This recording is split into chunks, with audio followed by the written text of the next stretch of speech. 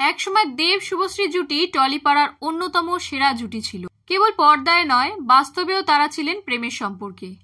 কিন্তু মাঝে আসে বিচ্ছেদ। তারপরও ধূমকেতুতে একে অপরের সঙ্গে কাজ করতে রাজি হন তারা। ধূমকেতুতে তাদের একাধিক প্রেম মাখা দৃশ্য দেখা যায়, কিন্তু সব থেকে আকর্ষণীয় যে দৃশ্য ছিল তা হলো তাদের বিয়ের দৃশ্য। শোনা যায় এই দৃশ্য করার পর নাকি কাঁদতে কাঁদতে মেকআপ ভ্যানে ফিরে গিয়েছিলেন শুভশ্রী। সেটা কি আদৌ জানতেন দেব? সেটা জানার পর দেবের মনের কি অবস্থা হয়েছিল?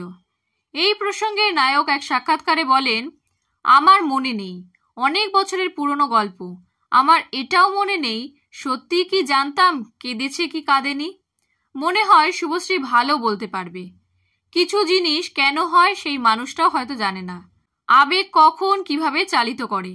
সেই দিনগুলো চলে গিয়েছে, আর আলোচনার দরকার নেই। শুভশ্রী সুন্দর সংসার করছে, সে তার জীবনে সুখী, আমিও আমার জীবনে খুশি।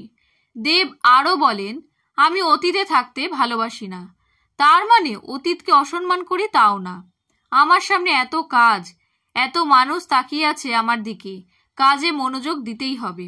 আমি নিজেকে ইন্সপায়ার করি, মোটিভেট করি এইভাবে যে কারোর ক্ষতি করব না আর নিজের ক্ষতিও হতে দেব না।